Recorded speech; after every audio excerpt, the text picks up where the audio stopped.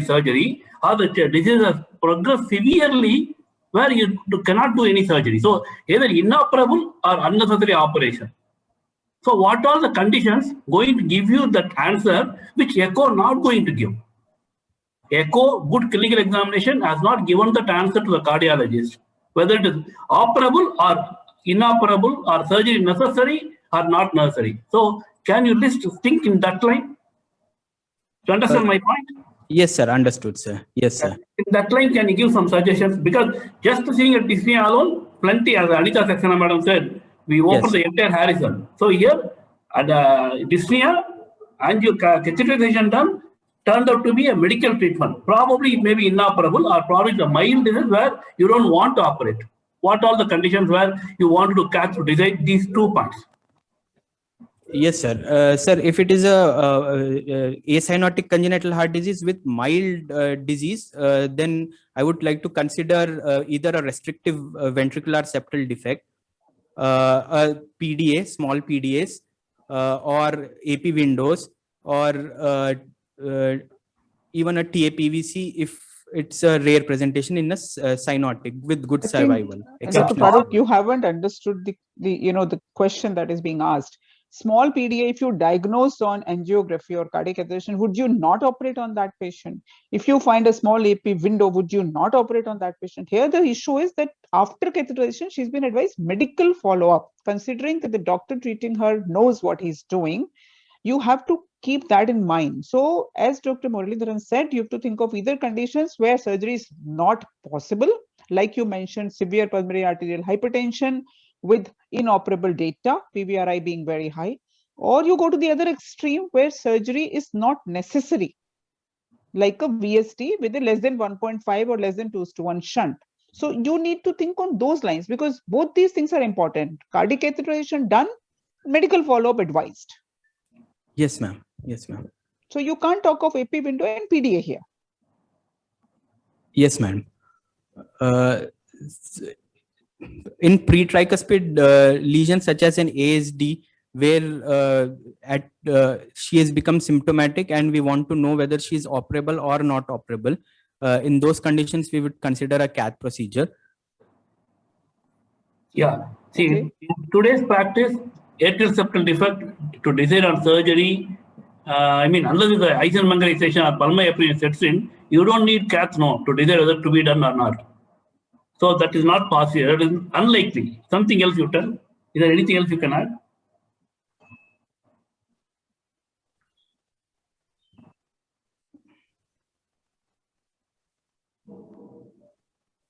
So let us think on rare possibility. I'll just give thought-provoking. Maybe a child with pulmonary atresia, excellent collaterals, you would like to know whether a reconstruction possible, a repair possible. So you would like to know how the pulmonary arteries are. I'm just giving an example, not for this case. Think in that line. A doctor seeing the patient, 22 years, he doesn't want to put a scalpel, make a sternotomy unless he is justified. Yes, sir. Put your position. When will you do? What will you do? When will you think in a situation? In cyanotics, if it is a VSD with pulmonary atresia, then the branch pulmonary arteries need to be assessed, and for collaterals and all, so to look for possibilities of a repair, sir. In those conditions, for unifocalization or for a complete repair, we do a cath in those conditions also. Anything else? Any other thing you think of? Like, well, the cardiologist went in. For CCTGA, if we are considering for a surgery for a CCTGA, look for the ventricular pressures and for the anatomy, branch P anatomy, PA pressures. For all those things also, we would consider a cath, sir, if you are considering for a CCTGA. Critical picture is very unlikely, in the situation. Yes, sir. Yeah. Somebody has suggested primary pulmonary hypertension. Will that be a good idea? Pulmonary IPH also, we would do a cath, sir. For deciding for therapy, for therapeutic purpose.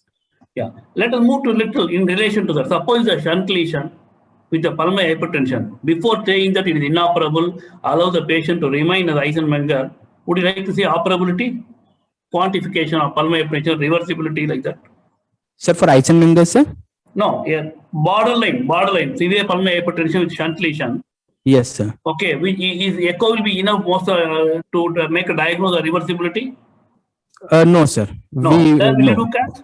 Yeah. Would you like to think such things in this girl, 22-year-old girl? Probably severe pulmonary hypertension. We want to do a CAT and see reversibility. Is that possible? Is that one indication? Yes, sir. That's an indication, sir. In that case, which shunt lesion will present like that? Which shunt lesion at 22 years can come with Eisenmenger, like situation of severe pulmonary pain situation? Sir, VSD with VSDs, ASDs, AVSD, atrioventricular septal defects. So AVSD is very rare. ASD also very rare. No. Think of common things. Here you have to show your knowledge from Paul Wood days to today. The Eisenmenger, all the Croonian lectures to today. Yes. What was the mean age in the Paul Wood series itself, Dr. Mohammed? So that would answer what sir is asking you. What was the median age in the Paul Wood series for VSD Eisenmenger, ASD Eisenmenger, and a PDA Eisenmenger? Sir, VSD Eisenmenger usually starts early. VSD PD Eisenmenger start early, but the presentation, the reversibility will happen in the second decade. Whereas in ASD Eisenmengers, the reversibility happens in third or fourth decade. So here the girl is in the end of the second decade, 22 years. ASD unlikely, correct? Yes, sir. Same way, atrioventricular septal defects. Do they wait this long to develop pulmonary hypertension? No, sir. They will develop early because it's again a post-tricuspid shunt. So only two things in your mind, VSD and PDA, correct? Yes, sir. Very unlikely to come across an AP window presenting like this at this age, correct? Yes, sir. Yes, sir. Or a TAPVC is obstructive pulmonary hypertension. Very, very unlikely, no? Yes, sir. Yeah. Other one thing you will think of will be, suppose if there is atrial septal defect alone, where you just want to go and close the defect, when you may try to avoid that idea. A reasonably good atrial septal defect, 22-year-old girl, you would like to close the defect by device. Something will make you to think of, to differ from the idea of device closure. When is that?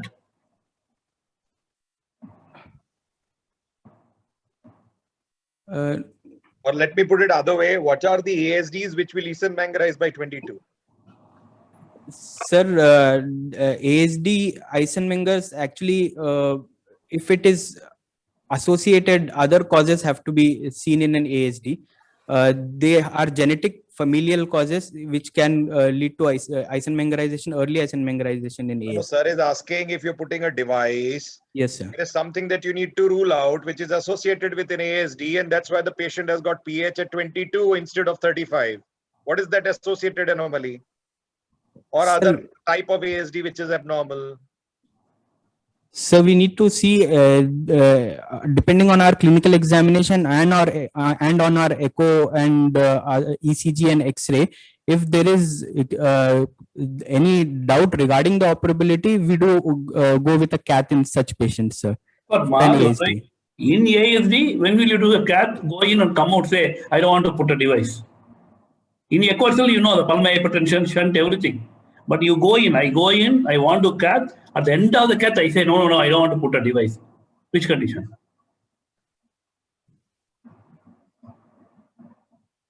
Somebody is typing. Everybody is typing that. Yeah, everybody is answering in the chat box. Okay, PAPVC, remember, there's an anomalous pulmonary vein connection, partial. Correct? Yes, sir.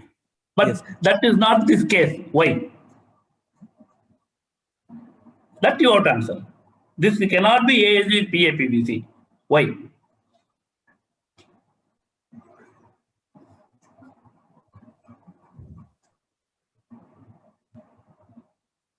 Late presentation. Would you like to leave ASD PAPVC on medical follow-up? No, madam. Yeah. So Yeah, then that is the answer. Yes, that is the answer. Yes. Last See, line. you've been told right in the beginning, there are two things that you have to keep in mind always when you are answering any question about this patient. One Yes, is that she underwent cardiac acceleration. Second is that she was advised no surgery or no intervention. Just keep these two things in mind and then the answers should come. Yes, ma'am. Okay, so one is severe PAH where you want to get a PVRI and test for operability, and you found her to be inoperable, and therefore you said, okay, medical follow-up. Most likely VSD, could be PDA. The second is that she had a shunt which is not very large, just restrictive VSD. Shunt is 1.5, 1.6:1, and the physician feels there is no need for it to be closed at 22 years. Then you did mention something like pulmonary atresia and all, which I would think should not be considered because she has absolutely no history of cyanosis, even on exertion. She's a 22-year-old female doing absolutely everything possible, but never noted to be blue. The fourth thing is that the question that I'm going to ask you is, if she is single ventricle with pulmonary stenosis of such nature that her saturations are around 90% or 89%, and therefore she's not picked up to be blue, would you like to consider that possibility here? Because many of these adults are told to stay on medical follow-up because they're doing so well, and the offer that you have for them is not very good. She's 22-year-old, ma'am, and such a late presentation would be unlikely for a single ventricle with pulmonary atresia. Unlikely is okay, but then you always have adults with rare diseases who are the survivors. And remember, of all the cyanotic heart disease, single ventricle PS actually has the best survival. So that's why I chose a single ventricle and not DORV, VSD, PS, or any other cyanotic heart disease. I chose single ventricle deliberately because that has the best survival because of just a balanced amount of obstruction to the pulmonary blood flow. Yes, ma'am. Did you take history from any of the parents? Is it important? And why would that be important if they were there? Because there are certain histories that the parents would know, but the patient herself, though it's an adult, would not know. Yes, sir. Somebody available around to tell you that history, certain important history. Yes, sir. I did ask her mother, sir, because I wanted a history regarding her infancy and her childhood.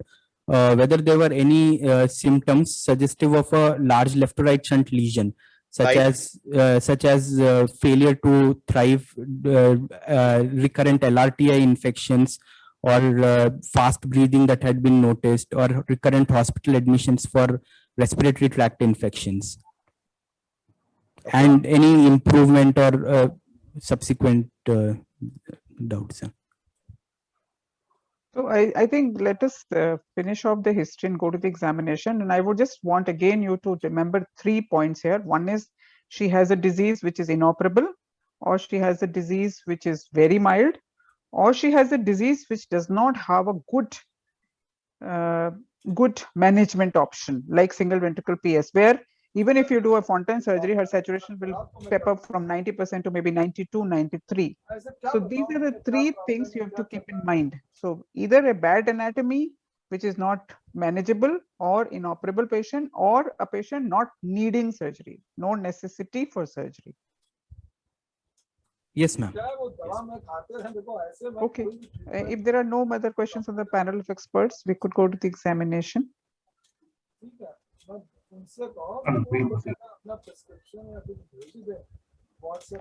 Okay.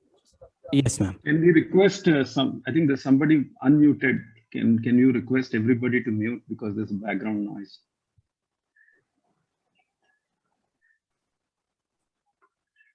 Please go ahead. Yes, ma'am. Coming to the examination findings, anthropometry, weight of 51 kgs, height 156 centimeters with a BMI of 21, which is normal. Pulse is 84 per minute, regular rhythm, normal volume and character, no radioradial radiofemoral delay, all peripheral pulses are well felt. Blood pressure in the right upper limb of 102/64, left lower limb of 106/66 mmHg. Saturations 99% preductal and postductal saturations, post-exercise saturation of 99%. There was no decrease on exercise. JVP, just visible at the suprasternal notch in sitting position. Both A and V waves are seen with a prominent A wave. Abdominal compression test is negative. There is mild pallor, no icterus, cyanosis, edema, no dysmorphic facial features, no features suggestive of infective endocarditis. Dr. Farooq, sorry, I have to interrupt here. You need to tell us first, is JVP elevated or not? You have to commit. You have to commit that. Yes, ma'am. JVP is 5 centimeters above the sternal angle. Again, that doesn't tell me if it is elevated or not. It's 5 elevated centimeters now. for her may be different. If it was elevated, then why did you do abdominal compression test, and why is it negative? Just to see if there is a rise on abdominal compression test. See, you do that abdominal compression test only when the JVP is not elevated. Yes, You're ma'am. supposed to do only then, no? And then if it is elevated, then if you happen to do it, it will rise further. All students should note this is a common error, and depending on who the examiner is, it can be almost suicidal. So don't make this error again. You understand why you're doing this abdominal jugular compression test. I'm sure Farooq doesn't normally do this. And this is just for the presentation, just for the exam. When you do it without understanding the basis, then you shouldn't, then you make these mistakes. So this is a mistake. Yes. To never do anything for the first time in exam. That is Yes. the lesson. Absolutely. Don't talk about it. It's fine. Yes. But don't say this. But it's important to commit the JVP is elevated or not. Just saying 5 centimeter or just visible as suprasternal notch is not enough. Because Yes, that's ma'am. going to reflect in your diagnosis ultimately. Because, yes, exactly. Mr. Farooq, Dr. Manjunath here. I am joining just now because of network problem. See, JVP is visible in suprasternal notch or above the clavicle, you see. Is it in suprasternal notch or above the clavicle? Is JVP, what is the course of Yes, your sir. valvular veins? Sir, above the clavicle, sir. Yes, sir. Just above the Yeah. What clavicle. is visible at the suprasternal notch? No, sir. No, sir. No, Not in the middle. if it is What visible, should if be there is visible? If suprasternal something is visible pulsation, at the suprasternal notch, what is it? yeah, where all you get suprasternal pulsations for that matter. Sir, carotid What- pulsations. Yes, and not, well, before the carotid, actually, something from which the Yeah. carotid arises. Aortic pulsations can be seen, sir. Prominent aortic pulsations. Because we should not say it's suprasternal notch, okay? It has to be either clavicle should be. See, why clavicle is considered as a very good, reference point for interpreting JVP rather than your positions.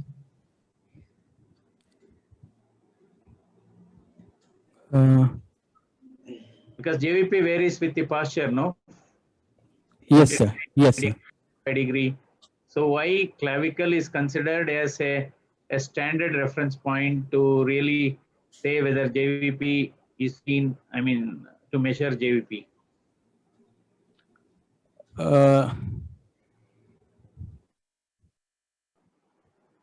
Not sure, sir.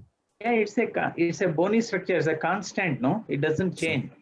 Okay, it doesn't change. In fact, maybe even last edition of Brunwald also has said, has given clavicle to be taken as a reference point. Otherwise, all these things are arbitrary changes with the posture. It's okay, carry on. One of your friends is writing that you should also comment on the descents. Whenever you talk of waves, please do comment on the descents also. Yes, madam. Okay, go ahead. Which are prominent? Are they positive waves or the negative waves? The positive waves were prominent, so prominent A waves. Normally, what are more prominent, the descents or the ascents? The descents are more prominent, sir, usually. Why is it important in this case? If you're suspecting a case of Eisenmenger, why are the descents important? Sir, I didn't get the question. Why are the descents important in this patient? We are not just keen into the ascents. The AV may reflect your high PA pressure or Eisenmenger. Why are descents important in this patient? Why is it important to comment upon X and Y descent if you're talking about JVP in a patient like this? Sir, the descents do give us a idea of the like if there is a TR, then the X descent would be absent, sir, and we would get a CV wave. So you said both A and V are prominent, no? Yes, sir. So that means jugular venous pressure is normal, but waves are prominent. That's what you are trying to convey, right? Yes, sir. So you suppose in Eisenmenger, that is your provisional thing because I joined late. If A waves are prominent, what does it suggest?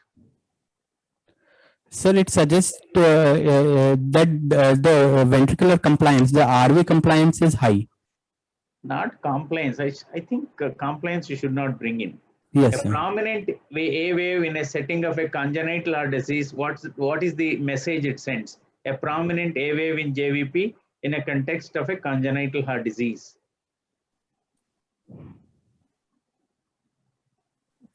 That means IVS is intact. Okay? Okay, sir. Yes, sir. Yes, sir. IVS is Intact. Yes, sir.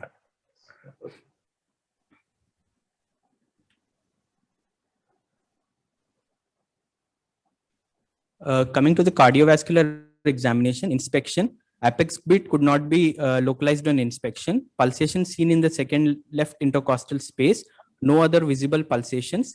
Shape of the chest is normal, no precordial bulge, no visible signs and scars. Coming to palpation, apex beat felt in fifth intercostal space, just lateral to mid-clavicular line in sitting position, diffuse in character. Grade 3 parasternal heave in left parasternal area.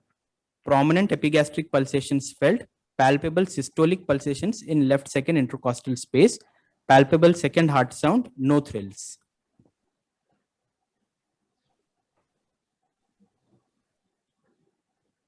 Auscultation, heart sounds, S1 is normal, S2 is wide fixed split, P2 greater than A2, no S3, S4, no ejection sounds, murmurs. There is a soft, high-pitched decrescendo early diastolic murmur, best heard in second left intercostal space. There is no MDM, no systolic murmurs, no other systolic murmurs heard. okay. The apex beat you said RV type? Yes, sir. It's a diffuse apex beat. It's a RV kind of apex, sir. In one of the chart box I was seeing prominent AV means IVS intact or restrictive. It is same. Okay, IVS intact. Or if there is a VST, it has to be a restrictive VST. Okay, the just chart box I was seeing. So was there any lateral retraction? There was a lateral retraction on the apex beat, sir. What does this grade 3 parasternal heave means? Again, Again means that the interventricular septum is intact, sir. okay. Not That only means, that, it also says that RV pressure is suprasystemic. Suprasystemic, yes, sir. Suprasystemic, okay. You mentioned about the EDM. If you go to the next slide, I think you need to say whether it starts with A2 or P2. Since you have a wide split second heart sound, it should not be a difficult decision. Yes, ma'am. Ma'am, it starts with the P2. Okay. I think that's part of the description that you make for an EDM. Yes, ma'am. Yes, ma'am. Suppose there is a confusion whether it is starting with A2 or P2. How do you differentiate that?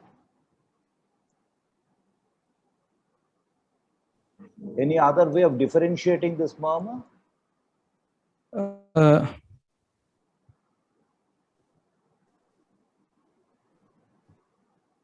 If you are sure it is originating from the P2, it is starting with the P2, yeah, okay, fine. Suppose yes, I'm a little confused. A faint, as short murmur, maybe a Graham Stills or maybe an AR. How do you differentiate?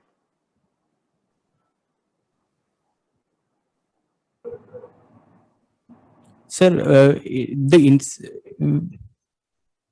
okay. You're telling something, go ahead. Sir, in this case, actually, the inspiratory variation, with the inspiratory variation, we can make out whether it starts from the A2 or P2, but here it's a wide fixed split, sir. So it won't vary with respiration. pH itself may not vary that, but then something else. Something with hand you will do. Any dynamic auscultation you do? Yes, sir. Sir, hand grip to increase the, yes, sir. Increase what? SVR increases, sir. So what happens? Sir, the A2 will get delayed with that. We are talking of the murmur. We are talking of the murmur intensity. Which one is going to become more intense with hand grip? With AR and PR. The difficulties between AR and PR. Yes, ma'am. Yes, ma'am. So which one is going to get more prominent with hand grip? The PR murmur will get more prominent. You said SVR increases just now. Yes. SVR has nothing to do with PR, pulmonary regurgitation. See, actually the purpose behind these questions is to test your theoretical framework of understanding the murmurs. It's this level of fine tuning we don't do on physical exam, but you need to understand the theoretical construct, and that's very important. Okay. Also, I think you should use the other findings that you have on examination when you have this sort of an issue, whether it is AR or PR. Since you have a grade 3, since you have a loud P2, you should go more towards pulmonary regurgitation. If it was a rheumatic heart disease, multivalvular heart diseases, even with pulmonary hypertension, one would have gone for AR because that's far more common than PR in an RHD patient who already has MS, MR, and so on. So it also is important to see what company this particular finding keeps. Corroborative evidences. Okay. Okay, sir. So you understood the hemodynamics of isometric hand grip, right? Yes, sir. Okay. SVR increases, so AR increases. So anywhere else, the same hand grip is used in valvular heart disease to differentiate something on left side of the heart.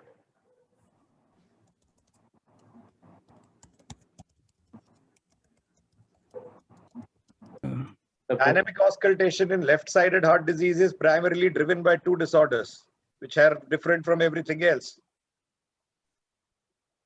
There is a dictum that we used to learn in Harrison days, everything decreases or increases except these two.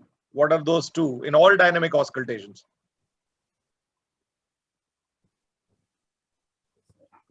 You can look at the chat box if you have. there are some 50 people writing it. They are blinded, madam. I think they are blinded to chat box, I think. MVP and HOC, correct. That was plenty of good answers, sir. Excellent answers. Okay, so wide fixed split, you're probably trying to draw over towards ASD Eisenmenger. Can you tell me other causes? You can have a wide fixed split, but still not ASD Eisenmenger. Or tell me causes of ASD Eisenmenger, but still you don't get wide fixed split. Two questions. Sir, other causes of a wide fixed split would be right bundle branch block and fixed, wide and fixed. Wide and fixed, yes, sir. Only RBBB, will you get fixed or it will be just wide? It will still be vary, right? Yes, sir. Yes, sir. When will it not vary? What is that? What causes the variation? Sir, in RV dysfunction, it won't vary, sir. Correct. So that's one. So you can have disorders where you have wide RBBB with something and you have RV dysfunction. That's one. Which other condition? And in even in WPW type 2 WPW, it won't vary, sir. Wide fixed split. And WPW. TAPVC. B, yeah? TAPVC. No, in WPW, you said B, yeah? Yes, sir, type B. So where is the axillary pathway in type B? Sir, axillary pathway is on the left side or on the right side? Sir, on the... See, to get a wide split second order sound, where should be the axillary pathway? It should be on the left side, left ventricle, or on the right ventricle? On the left ventricle, sir. That is type B. Sir. No, since you raised yes, yourself, we are asking that question. Sorry, sir. Type A it would be, sir. Yes. See, somebody is typing type B because of reverse splitting, not wide split.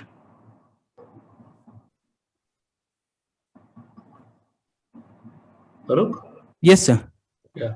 So type B behaves like a reverse splitting. It's going to behave like a left bundle branch block.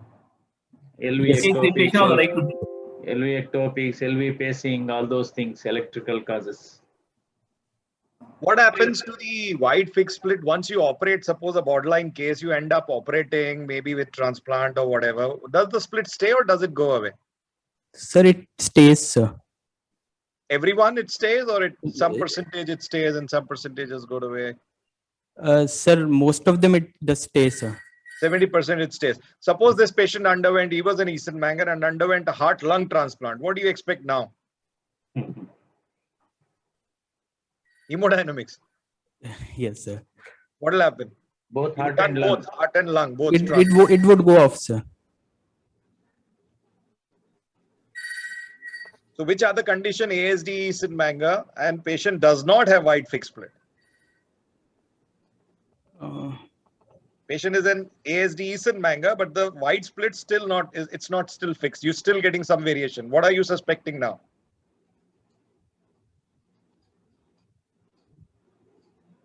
Dr. Muralidharan had already prompted you with that with one question already. So one of that is the cause. What will happen with PA-PVC? You're not audible, so Farooq. Not audible, Mohammed.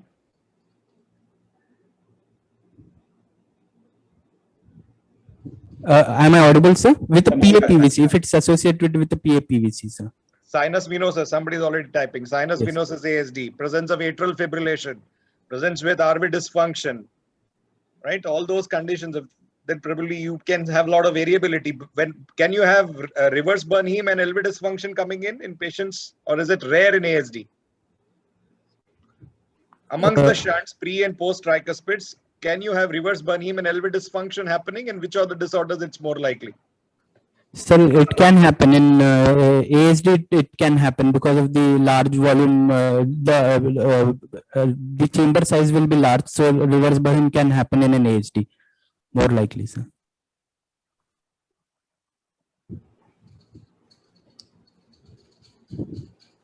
So what is the anatomical and hemodynamic thing that is responsible for a fixed splitting of second order sound in an ASD?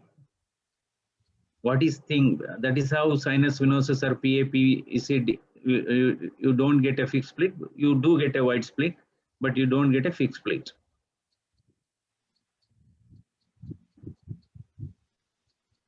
Again, you are silent, Farooq. Your sound is not audible. Hello, sir. Yes, sir. What is responsible for a fixed splitting? Sir, it is the shunt at the atrial septal level, sir, which is responsible for non-restrictive ASD. Okay. Yes, sir. Because only non-restrictive ASD can. That is the reason, because reciprocal changes. RV stroke volume is kept constant. Okay, both during inspiration and expiration. Somebody in the chat box is posting hangout interval. Hangout interval is nothing to do with the fixity of the second order sound. It's only with the wide splitting. Okay. Okay, fine. Okay, we'll move on. So see, suppose this particular case, the murmur, ejection, systolic, there is no murmur except there is no systolic murmur, right? Suppose if this patient, okay, what will be there in a PS with ASD? Sir, with PS with ASD. Triology, I'm asking. Yes, sir. There will be S1 would be normal. There would be an ejection click, and there will be a loud ejection systolic murmur. Again, you're becoming silent. Your mic is not working, Farooq. Farooq, just keep the mic little away. No, actually, the mic is. I think yes, sir. I've changed the mic, sir. Sorry. Change the mic, huh? Please. Yes, sir. Sir, the S1 would be normal. There would be an ejection click if there is a PS with ASD. The ESM would be a loud ESM and a wide fixed, a wide variable split S2 would Why be variable? Why are you making it variable now? Yes, sir. Okay, just for differential diagnosis, not in this case, it's quite clear because. Okay. Farooq, one question. You have mentioned S1 normal, S2 wide and fixed split. No S3, S4, no ejection click. Don't you expect an ejection click in this particular case? Did you look for it? Yes, sir. I would look for it, sir. Especially for non-vascular ejection clicks, sir. Non-vascular. Sir, I mean vascular ejection click, non-valvular, vascular ejection. Valvular, man. Yes, sir. Dr. Farooq, what are the differences between the pulmonary ejection click of PS versus pulmonary, I mean vascular click of pH? Sir, the respiratory phasic variation, sir. If it's a valvular click, there would be respiratory phasic variation. It would be heard during expiration, sir. If it is due to pH? If it is due to a pH, it would be a non-phasic click, sir. There would not be a respiratory variation. Yeah, that's correct. Good.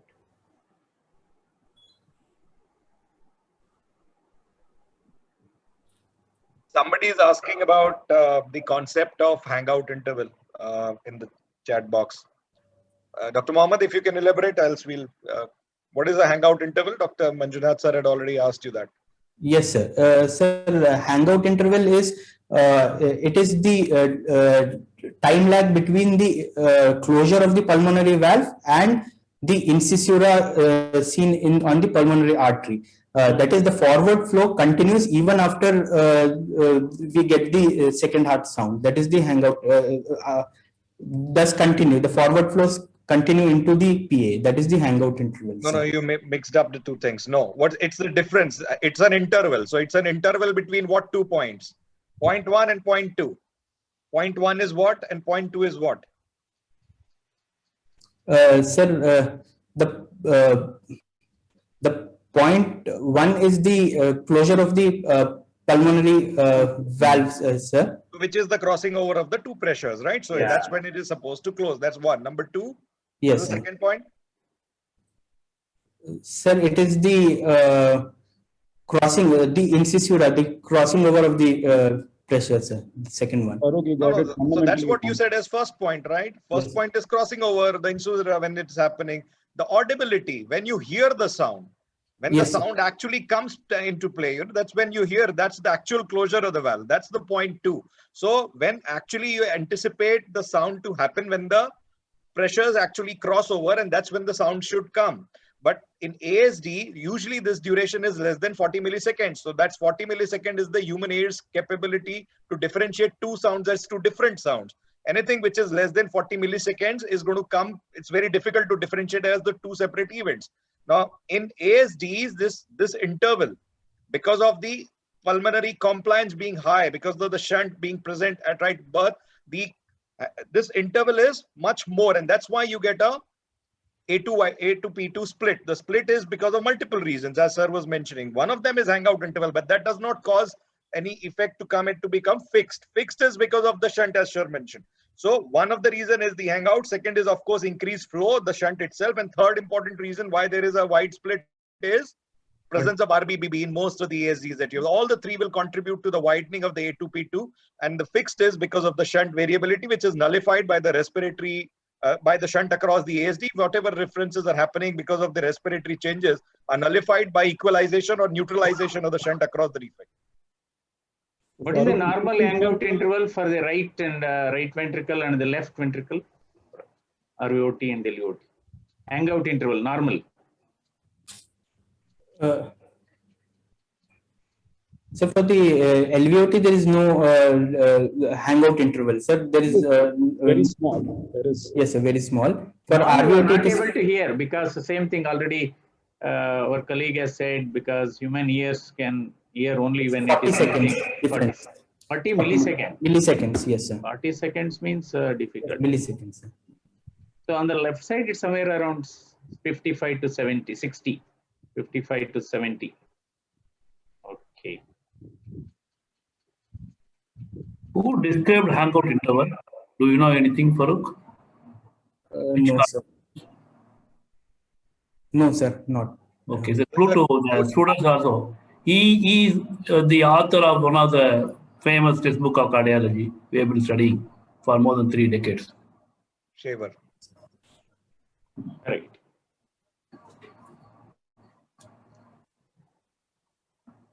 Okay. Next, we are going to ECG and X-ray. Yes, sir. So between the two, which one you want to see first? Sir, Keeping your diagnosis of Eisenmenger ASD, isn't it?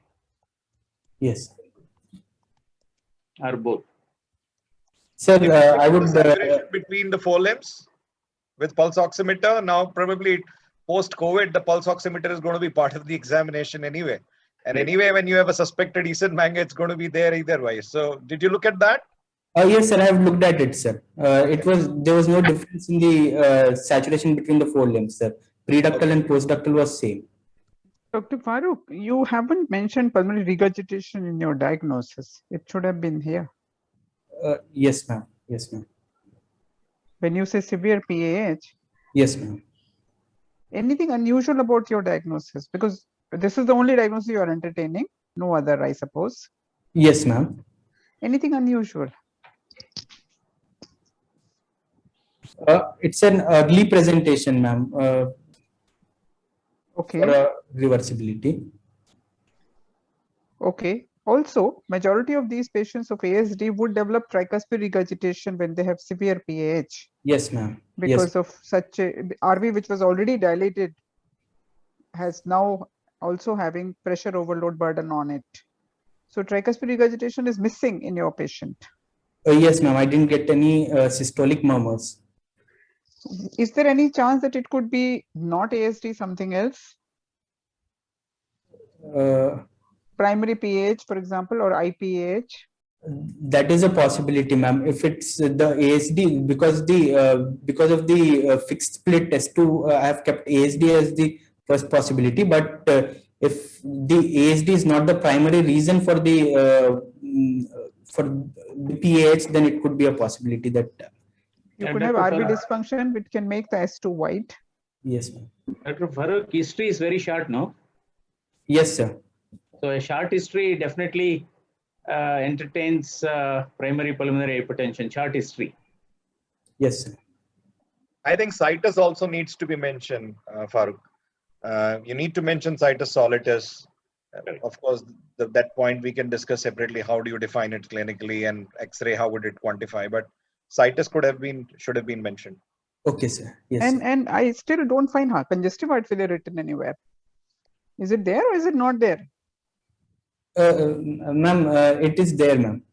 Then why is it not featuring in your diagnosis? Your diagnosis has to be absolutely complete. Yes, ma'am. Yes, ma'am. With everything that you found on examination needs to be put in the diagnosis. Why do you say there is congestive heart failure? Is that borderline JVP? Because you told Dr. Manjunath JVP is not elevated. You told Dr. Anita that JVP is elevated. Are you choosing elevated or not elevated? Sir, it's borderline elevated JVP. Sir. See, that is why you did abdominal jugular compression. That's why you did. And you didn't find it to be, yeah, I mean, you have to commit. These are very, very hard things. You just not escape. What do you commit to? So either you say JVP is not elevated and then we are okay. Then you say no CHF in your diagnosis. So if the JVP is elevated or not, did you find the venous column above the clavicle that Dr. Manjunath was talking about, or was it just the A and B waves? Sir, if you want to choose yes, there will be one more chance to choose if it is elevated or not. Sir, it was not the venous column which was elevated. It was the A and V waves which were visible at the JVP. Above the. Now you want to go back on saying and say it's not elevated? Yes, sir. Not elevated, sir. And I mean, you can, Dr. Farooq, you can say that you never said it was elevated. He never said it was elevated. I made him say that. So, yeah, you made him say that. The point is, he's not clear. He was yes, not clear, that is important. That clarity is needed. That is important. Yeah. That's all I'm trying to say. You need to be clear. Yeah, Dr. And commit.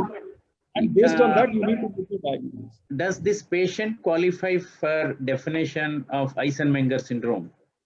No, sir. There is no arterial. Is shunt balanced? Of course, you said there is no cyanosis. Is shunt balanced? Because there is no left to right shunt. In this context, would you really want to exert him and look at the pulse oximeter? He did that. I have done. Okay, there is no exertional desaturation. There was no desaturation and exertion, sir. So still left to right shunt? Yes, sir. A left to right shunt probably, sir. No, you don't have any evidence of left to right shunt also, Dr. Farooq. There is no ejection systolic murmur at the base. Is it yes, balanced? but yes. Is it balanced? Most likely it is balanced. Yes, sir. When do you say Eisenmenger syndrome based on your hemodynamics definition? What is the hemodynamic definition of Eisenmenger syndrome based on PVR? Sir, the PVR which is higher than 8, sir. Is that for AST? See, the classical definition of Eisenmenger that was given by Dr. Eisenmenger, by Dr. Paul Wood, was not for AST. Yes. So the 8 PVR or whatever PVR value you are saying is actually for VSD. And it is not going to be the same for AST. You can just say it's lower or higher thresholds. Yes. Lower thresholds, sir.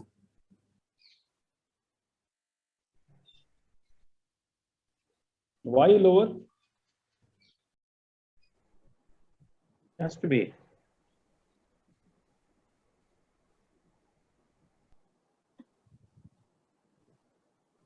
So at what PVRI would you like to send a patient? Let's say at a PVR of 9, would you like to send ASD patient for closure or no? No, ma'am, not at 9.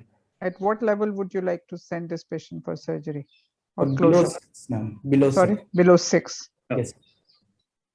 Okay.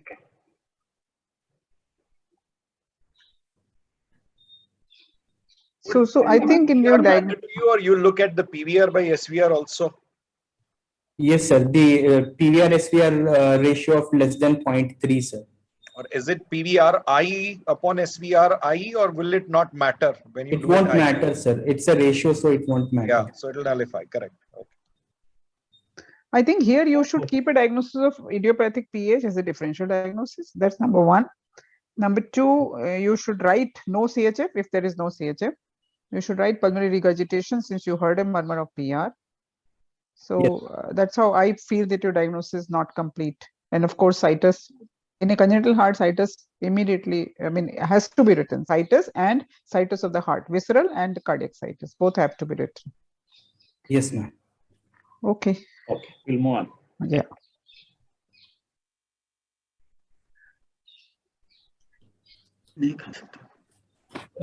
This is a chest X-ray in PA view.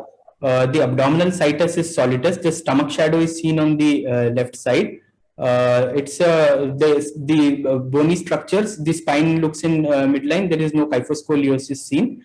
The heart size, the cardiothoracic ratio is 0.53. It's normal. The MPA is dilated with branch PAs, the RPA, right lower branch of lobe branch of RPA is dilated, and there is tapering of RPA which is seen. With there is pruning of RPA, peripheral branches. It's a left-sided aortic arch.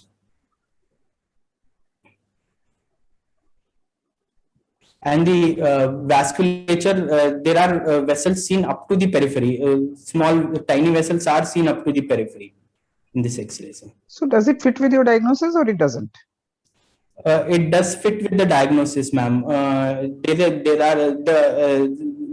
There is decrease of branching points. There is a decrease in the caliber of the vessels, pulmonary vessel caliber decreases. No, pH is there. We are not doubting that clinically, yes, as well as echocardiogram. I mean, X-ray wise. Point is, do you expect a normal sized heart in ASD Eisenmenger?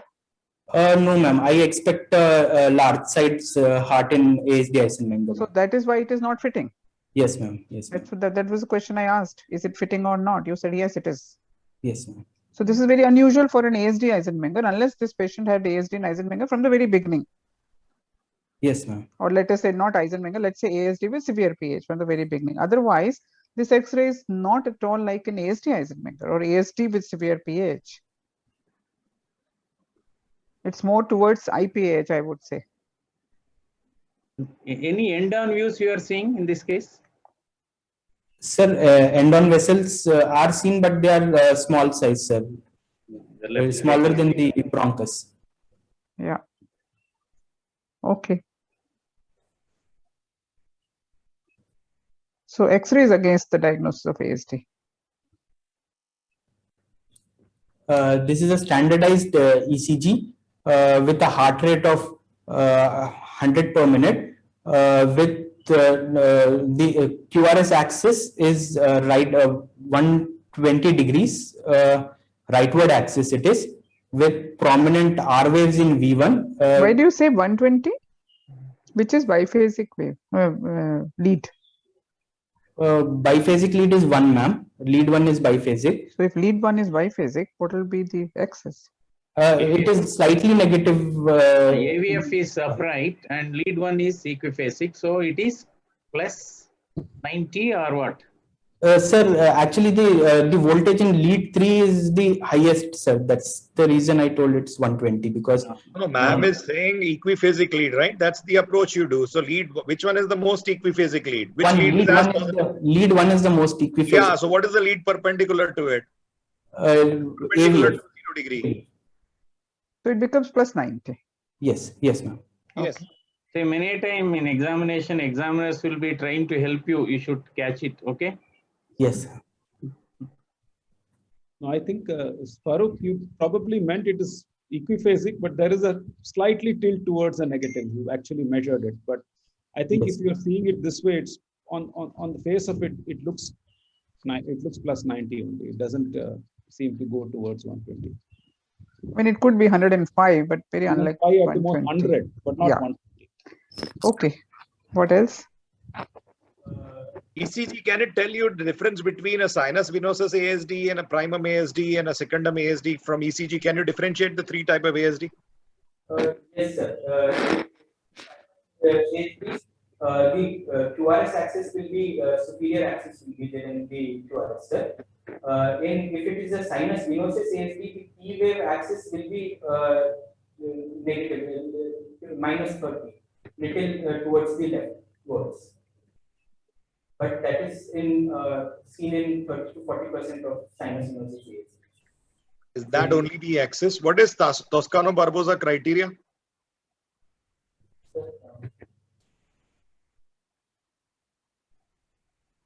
Toscano-Barbosa criteria for primum ASD.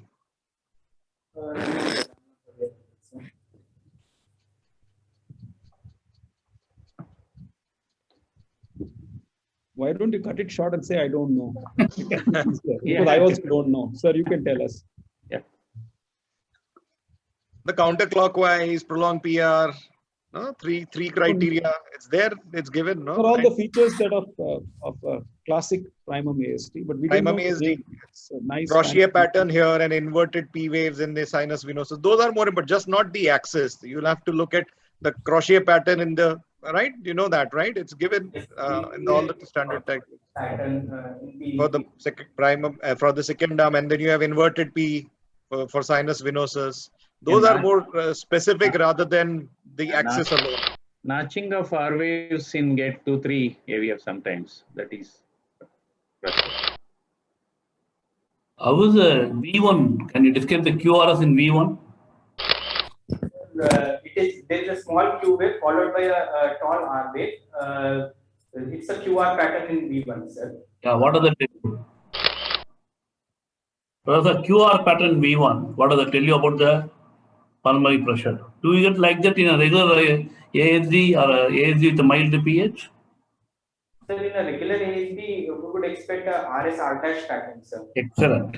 So if you get a QR pattern in a further ASD pH, what does that mean?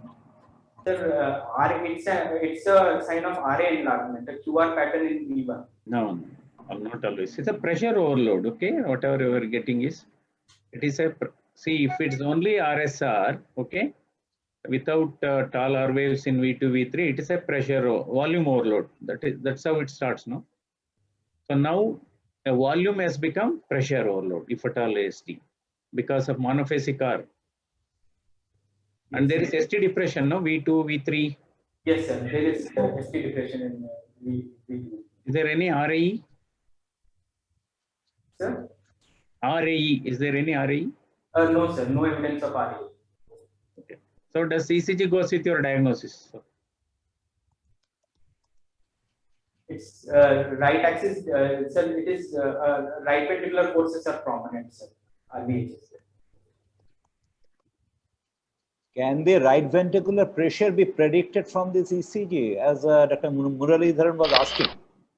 Yes, sir, because we are considering here an intact ventricular septum. So from the V1 R waves, we can predict the You are right giving QR pattern. What does it suggest? And had there been a monophasic R, what is the interpretation?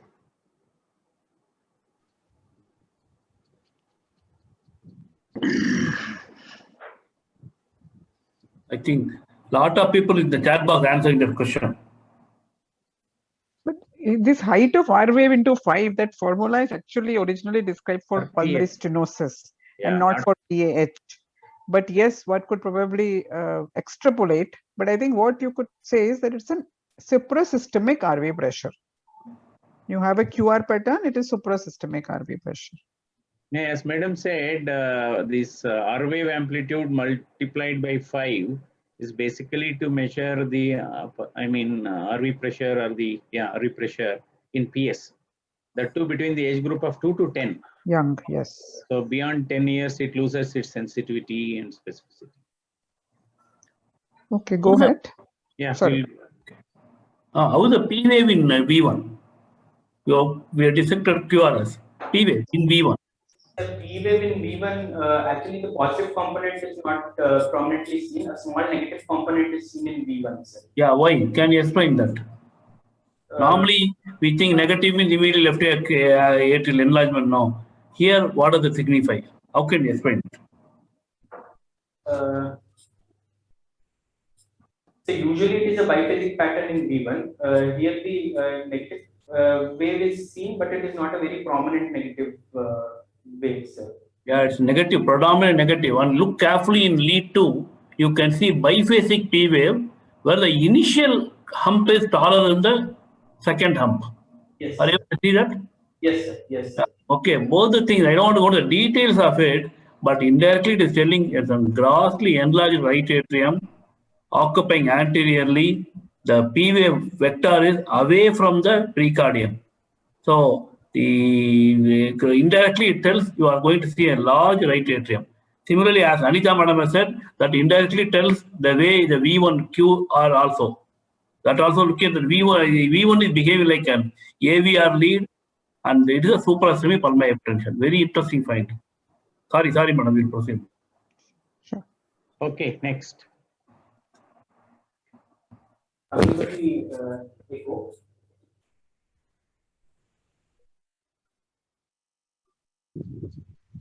It's a left to right shunting ASD.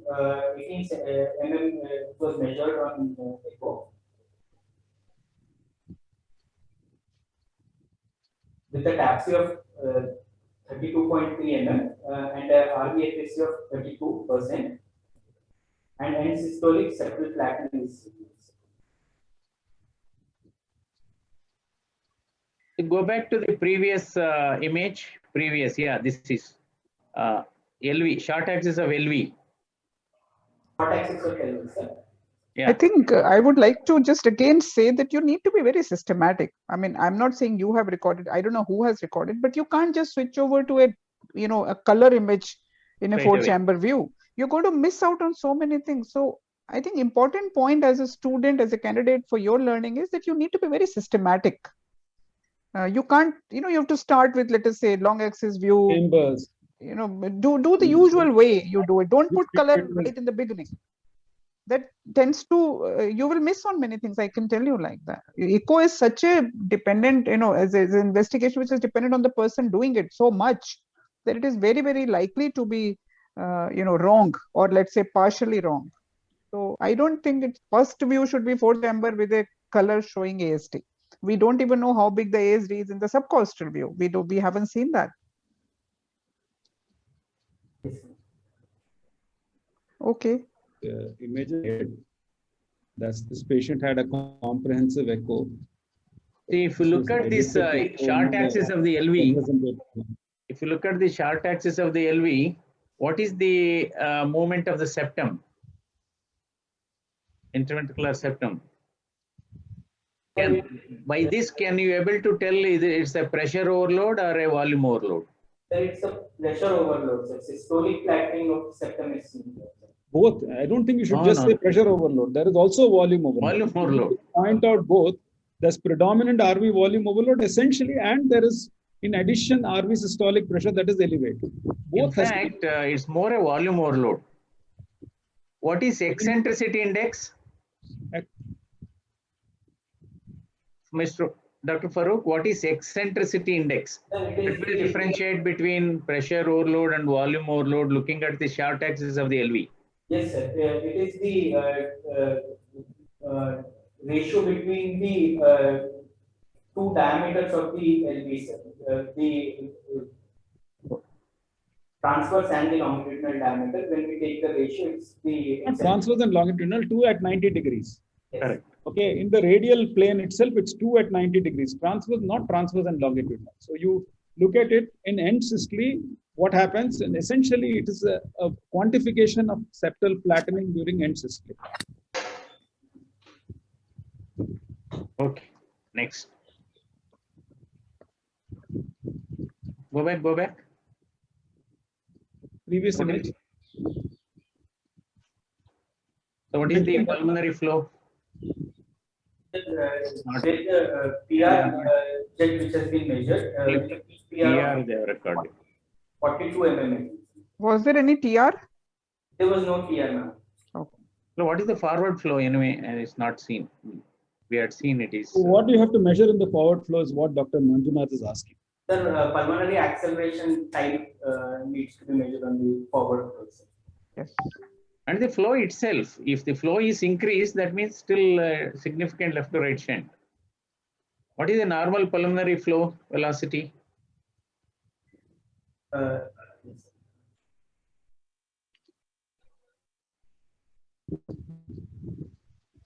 Because as pulmonary artery pressure grows, the velocity comes down, no? That is the reason I'm asking. Whether it is an hyperkinetic pH or whether it is moving towards fixed pH. Okay, next.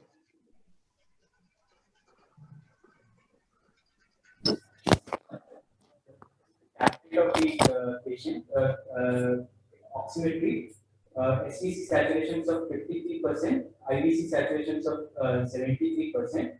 There is a step up at to 80% in the PA. And pulmonary venous saturation baseline is 96% with iotic saturations of 96%. The RA mean pressures are 10, which is elevated. The RV systolic pressures are 100 by diastolic of 16 compared to a iotic pressure of 140 by 87 and mean of 110, which is 2/3 systemic pressures. Mean PA pressures are 2/3 systemic. The QP is 4, QS is 1.7, QPQS of 2.3:1 with a PVRI of 13.3 units per meter and PVR-SVR ratio of 0.2. Is there an What is LA what? pressure available? Yes. LA pressure. LA saturation? Pulmonary venous pressure that was taken. No, LA.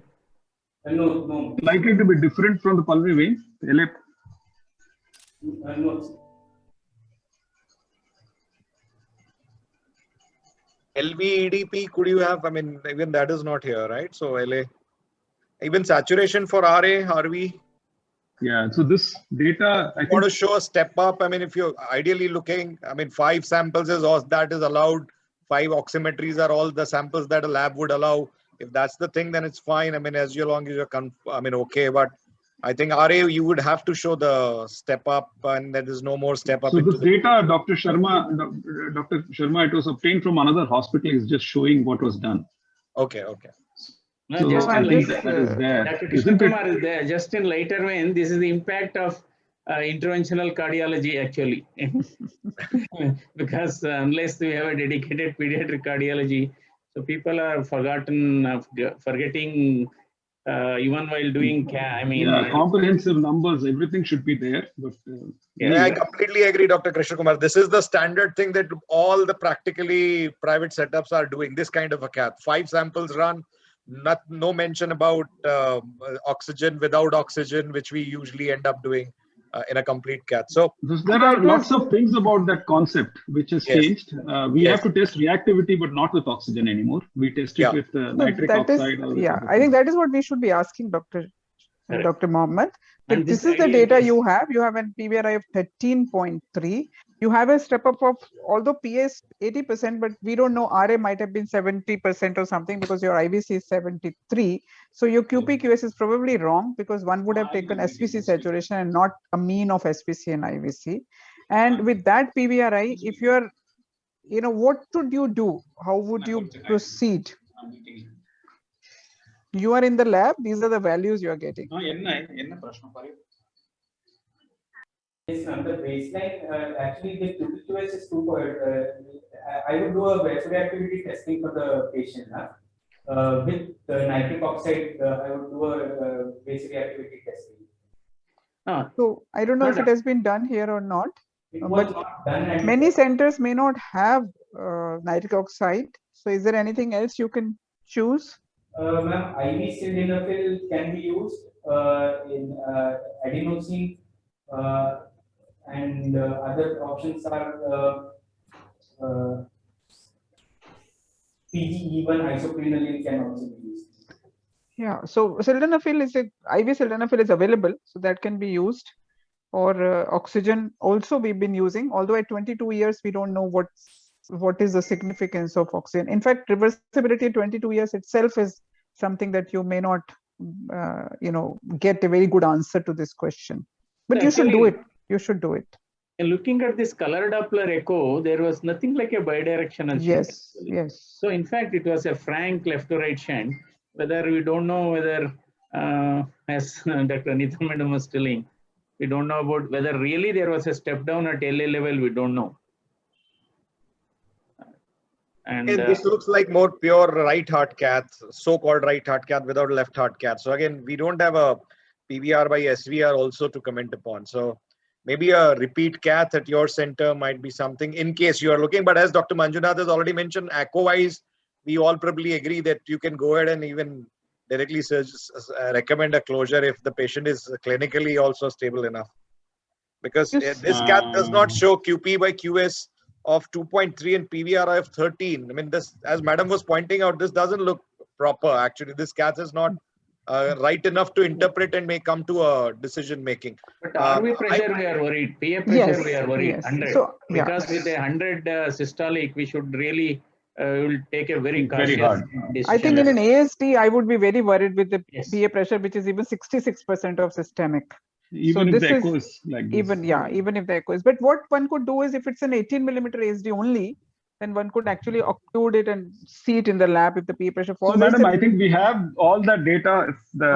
If you're curious, I think we reassess this whole patient in our center, and Shine can very briefly, quickly present it in the interest of time. Yes. As to solve the mystery or even add to the mystery. So, Shine, can you take over and present it quickly? What happened? Dr. Farooq can then show tell the us. slides. You can show the slides, and Shine, you could sort of describe the events that follow. So actually, am I audible, Madam? Yes. Yeah, you're on. Yeah. Good evening to all. So since the patient already had a invasive cath from an outside hospital, where we had a reasonable, reliable data that her baseline PVRI was very high, in spite of a 2:3 shunt, and clinically there was no MDM or even ejection systolic murmur in the pulmonary area. So clinically also the decision was not favoring a surgery, and she was started on ambrisentan and tadalafil for the time being. We didn't venture into closing the ASD with these numbers, especially the baseline data, which we have to very respect. Ideally, we should have done a vasodilator testing with nitric oxide to see how much reactive she would be. But the patient was not willing to undergo a repeat cath at our center again, being an invasive procedure. So for the time being, what we felt was that anyway, we'll keep under her follow-up and started her on dual pulmonary vasodilators for whatever benefit she would derive from that. And we recath her probably in a 6 months interval. Can you show the next data for? So in room IR, we found that the PA pressures has come down. The mean PA pressure has come down to 36 and the systolic PA pressure was 52 against an aortic systolic pressure of 114 and a mean of 86. We had an increase in QPA from the baseline where she was not on pulmonary vasodilators, that was around 3. PVR had come to 4 and PVR SVR ratio was 0.11. The step up was from SVC, it was 64 to a PA saturation of 85. The next slide, Farooq. So we tried a vasoreactive with nitric, but that did not alter the hemodynamics much. The PA pressures almost remained the same, and shunt also was only fractionally changed. PVR almost remained the same, 4.4 with a PVR to SVR ratio of 0.12. Farooq, next slide. And as Madam has suggested, we had tried a balloon occlusion and we found a little more encouraging numbers when we eliminated the shunt. The PA pressures came down to a mean of 26. So we discussed with our surgeons. Basically, what we felt was that she's a young girl, has shown some reactivity to the pulmonary vasodilators, the treatment which she had responded, and the mean PA pressure has, or the overall the pulmonary pressures have shown a significant improvement from the baseline where she was catheterized and was not on any medication.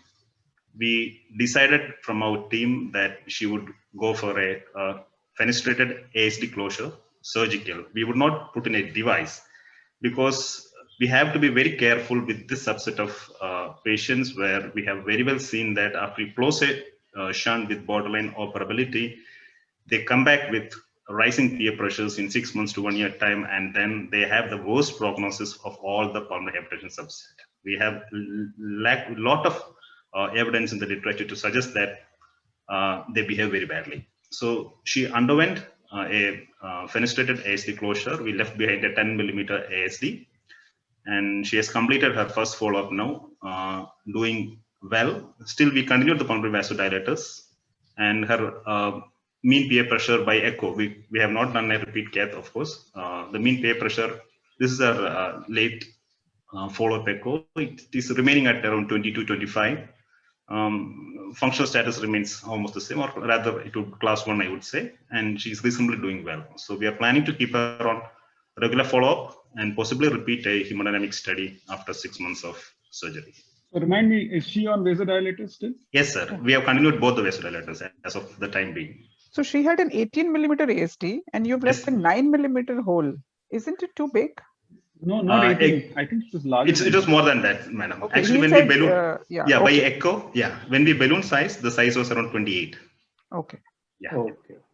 Because we have a similar patient whom we have left 5 millimeter ASD and now shunting significantly left to right. We are almost going to close it. I'm only worried about her PA pressure, which has become like almost 40 systolic, not normalized, and that's why I'm not closing it. But what might happen is that with this continuous left to right shunt that will keep happening through a 9 millimeter hole, her PA pressure may not come down. It seems to have come down. I mean, not further. Not further. What I mean is more further. Yeah. Now PA pressure Dr. is 13. Anita, I was very confused. I opted for something like an 8 millimeter fenestration. Yeah, it's very hard, 8, 9. I think, and I opted for that. I was not comfortable with 5 because they close them. 5 I've seen close on its own. So I left and I've asked for an 8, and honest to God, I don't know how it's going to behave. We'll wait 5 years before we close this fenestration. No, my only worry is that her RA and RV will continue to remain dilated. Agreed, not with 8. Because it will be shunting significantly left to right. I'm quite sure. Yeah, 9 millimeter but it's a very hard decision. I agree. I mean, it's something like... It's probably not 9 anymore. Dr. Anita, it's not 9 anymore. The surgeon left a 9, possibly it becomes small. Yeah. Our surgeon left 6 millimeter. It became 5 millimeter. And still RARV just kept, I mean, remains dilated because she's shunting so much from left to right. So anyway, I think if it comes to it, then we can close it with a device. It's not a problem. It's a tough decision. I agree. It's a great teaching case, particularly because most important thing here for the sake of postgraduates, when PA pressure is close to 8, I mean anything above 80 or 90, one should be very careful before contemplating the closure. We have to make sure, otherwise we are converting a shunt lesion into an a PPH-like situation. Yeah. So some of them will worsen, and although being a lady, there is we don't know whether there is any hidden PPH component. Little bit we don't know. Exactly, sir. I totally agree with you, sir. Yeah. Actually, we have done practically, we have rolled out all the secondary causes because ASD could be an innocent bystander. And she's a girl, so we have rolled out SLE and all the other possible, including a CT also, we have done to rule out any thromboembolic or any those sort of episode. We have done a genetic evaluation for a BMPR2 mutation. And finally, we gave the benefit of doubt because she's young and has to lead a productive life. So whatever chance we could give, we felt we'll go ahead. There was a lot of debate in this case. But I think she deserves a cath in about a year's time. Definitely, ma'am. We are planning in 6 months' time. Yeah. Dr. Krishna, yeah. I have one doubt. See, this question of PPH or some other cause of pulmonary hypertension with incidental ASD, we do come across, we discuss. But do we get such a large ASD with PPH in your experience? So Well, quite a large ASD now to begin with itself. No, Dr. Muralidharan, I want to first dispel the myth that when you have a ASD with PAH, it is actually a combination of IPAH with ASD. I want to dispel that myth by just one particular statistic.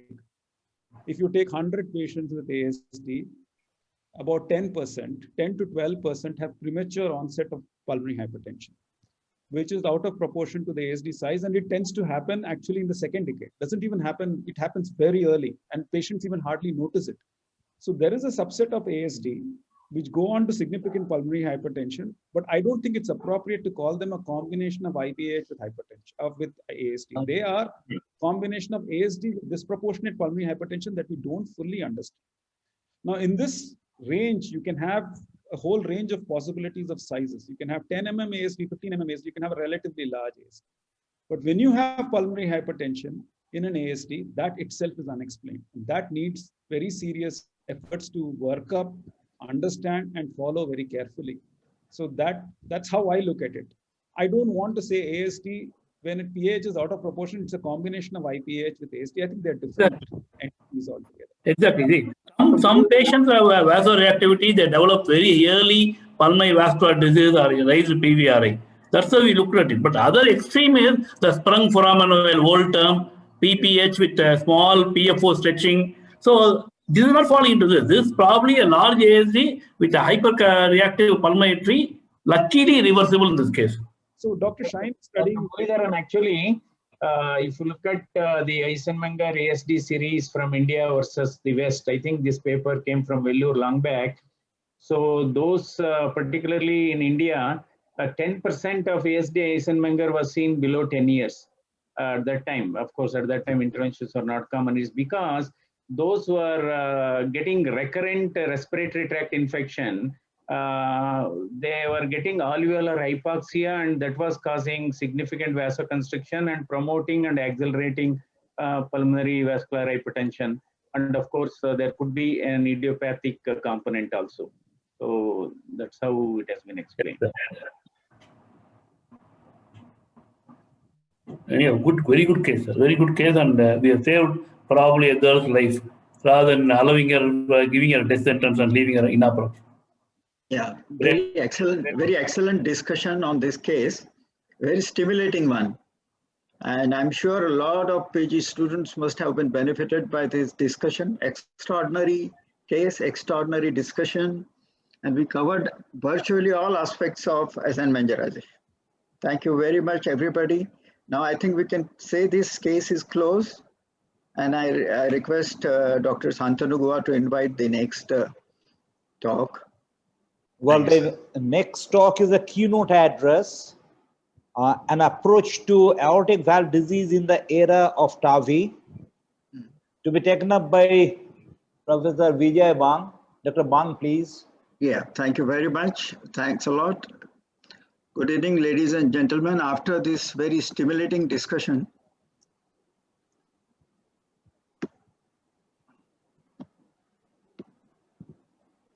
can you see my slides? Yes, it is seen. Yeah, it's seen, no? Yeah. Okay. Thank you.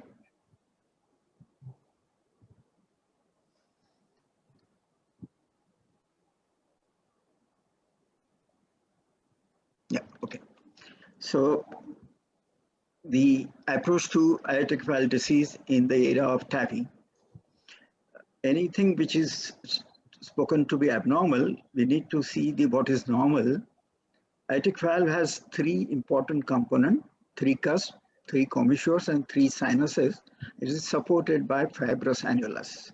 To show that these are the sinuses, and these are the cusps which are closed, and these are commissures. Commissure is nothing but a gap between two leaflets when they are closed. And there is a node of Arrhenius, which is at the tip of the leaflet, and they allow the optimal coaptation of the leaflet so that there is no backflow in the diastole. The incidence or etiology of aortic stenosis below the age of 70 in Western countries is a bicuspid aortic valve congenital, whereas above the age of 70 it is degenerative, and rest of the conditions are inflammatory or degenerative or any other such cause. Very interesting data has been presented by Jayadeva Institute of Cardiology by Dr. Manjunath et al. The man is here with us. And the echo survey was done from 2010 to 2012. In that, 13,289 cases were found to be of valvular heart disease, and isolated AS incidence was 7.3%, which is third most common condition. Very interesting data from India. Now, the degenerative predominantly 65%, 35% bicuspid, and rheumatic is just 1%. Now, TAVI-savvy people have come out with some extrapolated data from our census that about in our Indian population, 2% are above this age of 75, which comes to 27 million population. And incidence of severe AS is 3.4%, which is about 9 lakh cases. Out of that, symptomatic AS is 75%, and almost 7 lakhs cases are there. Out of that, 4 lakh cases are suitable for surgical AVR, and remaining 40% cases, about 3 lakh, are suitable for TAVI. So this very interesting data coming up.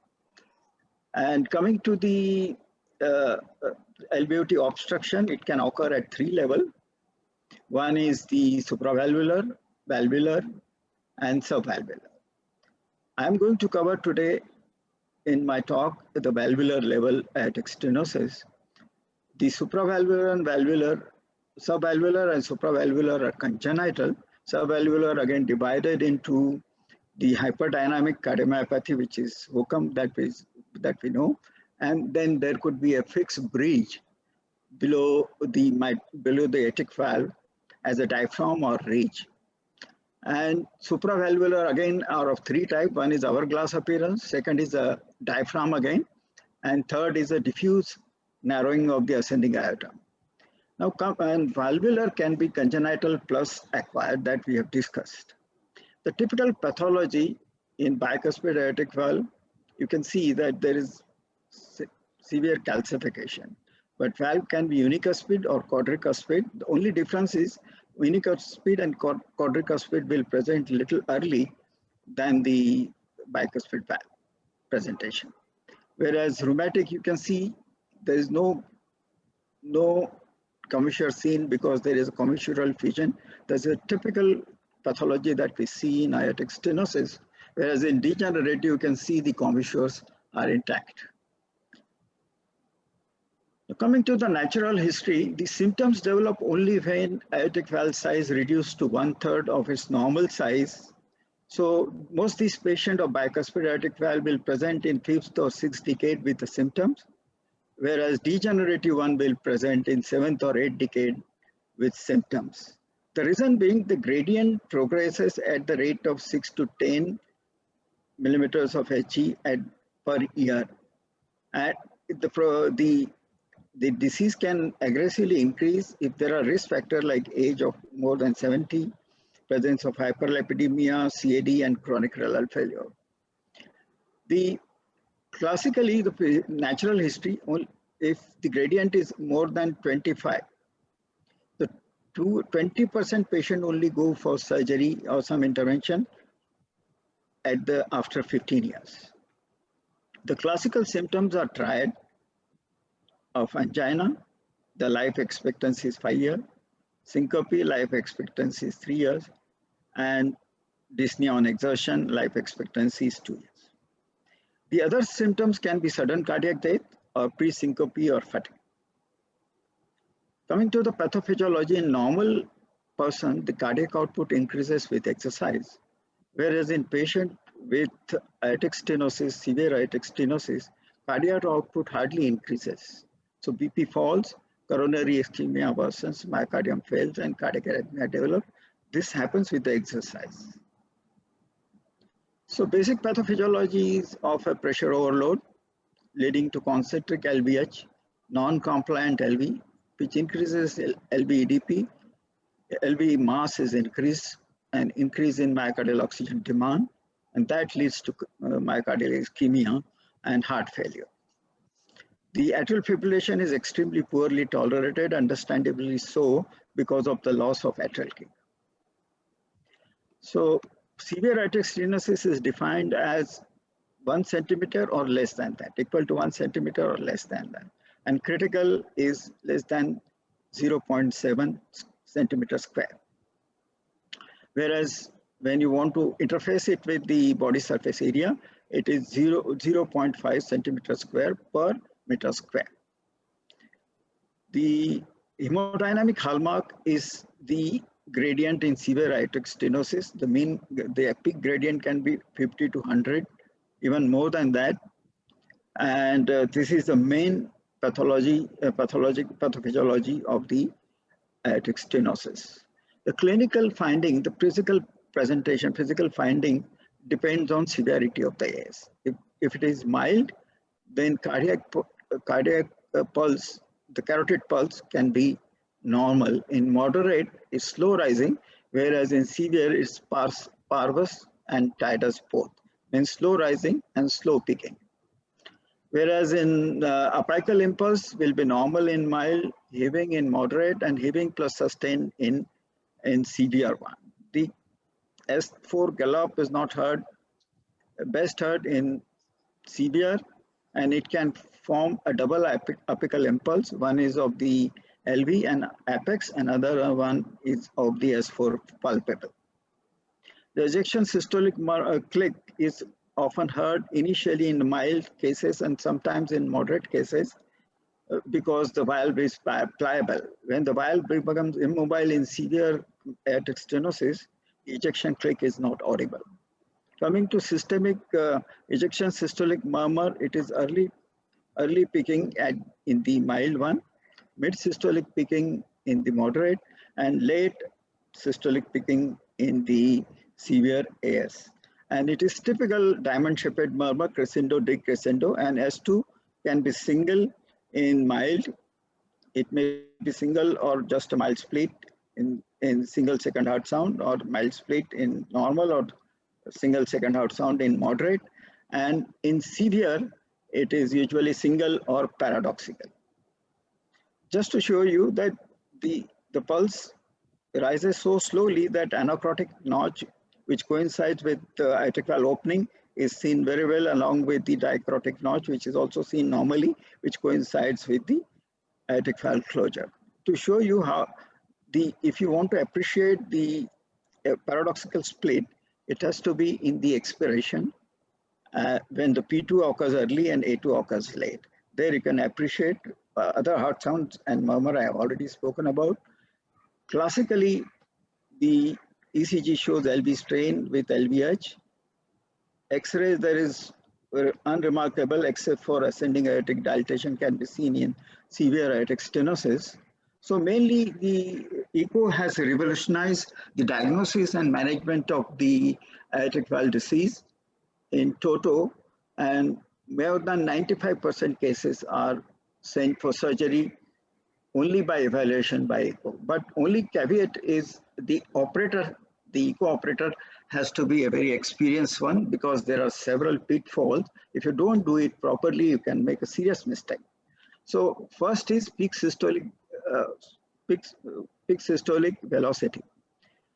Velocity is measured by continuous wave Doppler signal being put across the aortic valve just after the aortic valve, and you can see the jet velocity as 5.4 meter per second in severe. Anything above 4 meter per second is severe. This is 5, so this is very severe aortic stenosis. And even when there are no symptoms, these patients are advised to go for AVR right away, because the event rates are very high if they are left alone. The gradient, mean gradient, can be obtained by tracing the Doppler envelope. And velocities wise, if we want to assess the severity of aortic stenosis, severe is, as I said, 4 meters per second, and very critical is 5 meters per second. Moderate is 3 to 9. Coming to the mean gradient, severe is equal to or more than 40, and 20 to 39 moderate, and less than 20 is mild. Coming to aortic valve area evaluation, initially it was Bernoulli equation, now it is continuity equation based on the hydrodynamic principle which is used during the Gorlin formulas. The same principle is used here, that whatever volume is there in the LVOT will be transmitted into the aorta across the aortic valve. So based on this principle, the hydrodynamic engineering principle, this is the aortic valve's area is defined, and it comes out to be very close to invasive evaluation of the aortic valve area. And critical is 0.7 centimeter square, and severe is less than 1, and 1 to 1.5 is moderate. Now, sometimes the evaluation by the continuity equation may be doubtful because of the change in the stroke volume. It can alter the area, so you can make error. To eliminate error, Doppler velocity index has been used, which is, if it is in normal, it is 1. In patient with severe or critical severe aortic stenosis, 0.25 less than that is suggestive of severe or critical aortic stenosis. Now there are 4 subgroups of severe aortic stenosis that can be observed in clinical practice: high grade, high gradient, high velocity, normal EF. No problem. If you have a symptom and all other criteria of severe AS is fitting, this patient will go for AVR, class 1 indication. Low gradient, low velocity, and low EF. If this is low, then we need to evaluate by further testing. Another is paradoxical. EF is normal, but flow is low, low gradient, and that we need to discuss. And asymptomatic severe AS requires different intervention. So first we discuss the low flow, low gradient aortic stenosis with a low ejection fraction. With this can be evaluated by dobutamine stress echo to study the flow reserve. If stroke volume increases by 20%, mean gradient increases or equal to more than 40, and aortic valve area less than 1 is suggestive of true severe aortic stenosis, should go for AVR if it's symptomatic.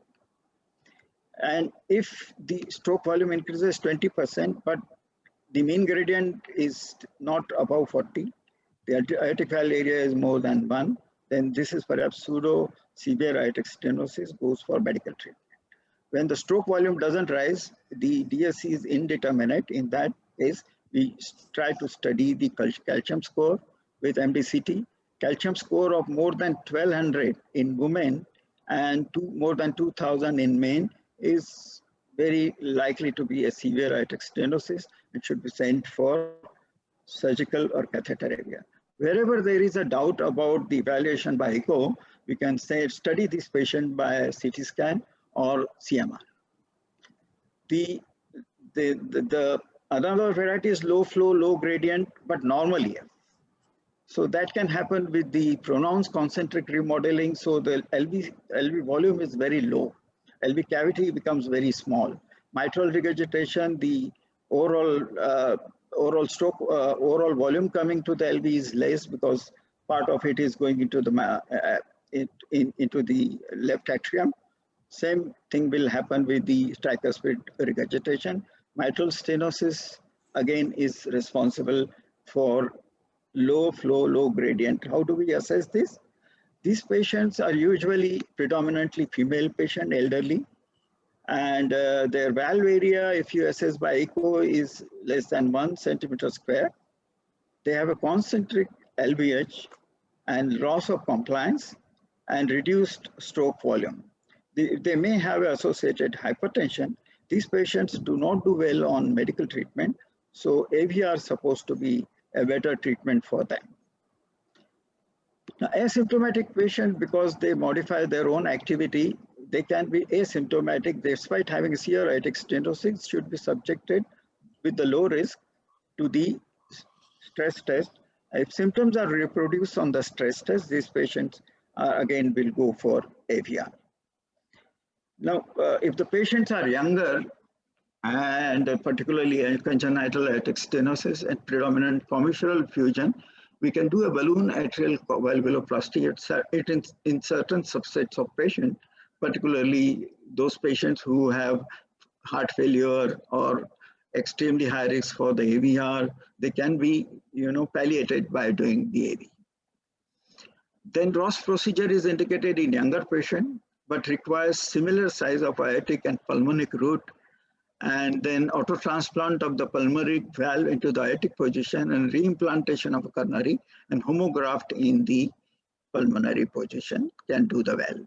The only therapy that benefit these patients with aortic stenosis is the AVR. And 99% patients survive more than 5 years, 82% more than 15 years. And but there is a problem here that the surgical risk may be very high due to high STS score in almost 40 to 60% patients of severe aortic stenosis, and they are now considered for TAVI procedure. So STS of less than 4, no doubt surgical AVR, 4 to 8 surgical AVR still class 1, but some patient can go for a TAVI and depending on the heart team discussion. But if you have a prohibitive risk for surgery, surgical AVR, or extreme risk, these patients will go for TAVI. 2 TAVI valves which are very popular at the moment, the core valve and the sapien valve, being used all over the world. But India also has a My valve, which is also very popular in India and also in European countries.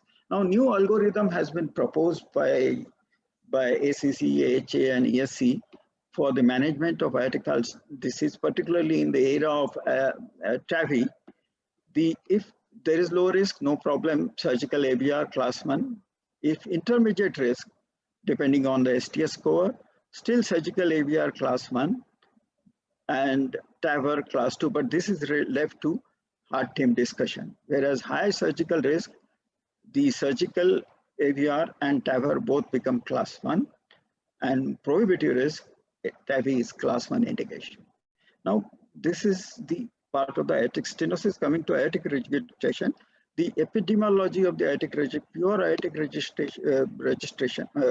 regurgitation, predominantly valvular aortic regurgitation in main is seen in 3/4 of the times it is in the main, except in rheumatic, along with the mitral valve disease, AR is also very common, particularly in women. The chronic AR often presents late in the age of 50, and prevalence severity of AR is aged with the age it increases. However, there are many exceptions to this observation. Patient with bicuspid aortic valve and Marfan, they can present early in the life with the AR. So AR can be primary valve disease. AR can be due to primary valve disease or primary root disease. Primary valve disease, same conditions that cause AS will cause AR also, whereas primary root disease is commonly seen due to Marfan disease, aortic dissection, senile aortic ectasia, and long-standing hypertension can lead to. So, but in the natural history of chronic AR, relatively these patients remain asymptomatic for almost up to the age of 15 years. Palpitation is a predominant symptom, particularly on lying down on left side. And sinus tachycardia on exertion is very uncomfortable complaint. It may be associated with head pounding. These complaints may persist for many years before exertional dyspnea develops. And once the exertional dyspnea develops, these patients deteriorate very fast. They develop orthopnea, PND, and excessive diaphoresis.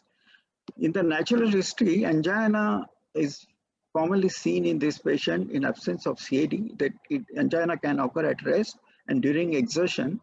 And nocturnal angina is particularly troublesome in aortic regurgitation, and it is accompanied by severe diaphoresis. The anginal episodes are prolonged, often do not respond to sublingual nitroglycerin. Congestive heart failure develop and sudden cardiac death is a possibility.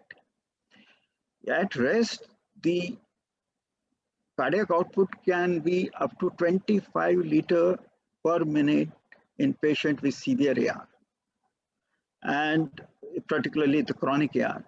And then LV-EDP will rise as the volume will rise. So there is a classical relationship between the volume and the rise in LV-EDP. The pathophysiology is with this volume, the EF still remains normal or maybe increased until the Frank-Starling law is surpassed. Limits of Frank-Starling law is surpassed. Once Frank-Starling law curve is surpassed, this patient can have a deterioration in EF. The end systolic volume rises. They become very sensitive to progressive myocardial dysfunction, and they deteriorate very, very fast. Severity of AR is dependent on the diastolic valve area, diastolic pressure gradient between the aorta and left ventricle, and duration of the diastole. Eventually, left ventricular failure sets in because of the myocardial ischemia, subendocardial myocardial ischemia, and necrosis, apoptosis develop. Severe chronic AR patients have largest end diastolic volume, and there will be cardiomegaly that is classically described as cor bovino.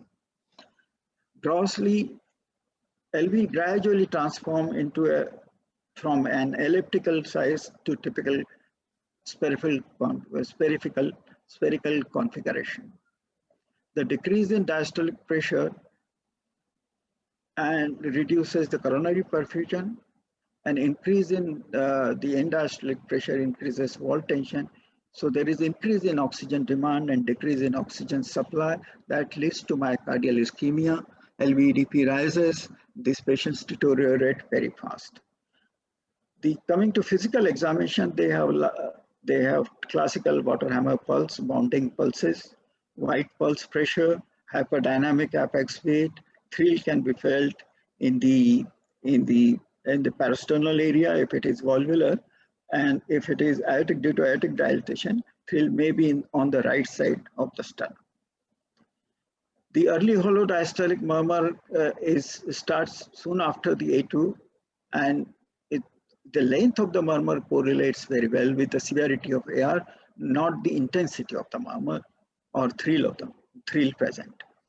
The murmur may be musical at times. When it is cooing murmur of idiom, then it signifies eversion or perforation of aortic cusp. The diastolic murmur of AR, when present in the left axilla, it is called a Cole Cecil murmur. As I said, the regurgitation, if it is from the primary valvular disease, then diastolic murmur is best heard in third and fourth intercostal space, while the patient leaning forward at the end of the expiration. Whereas if the murmur is best heard on the right side, when there is predominantly AR is due to aortic root dilatation, and this sign is called as Harvey sign.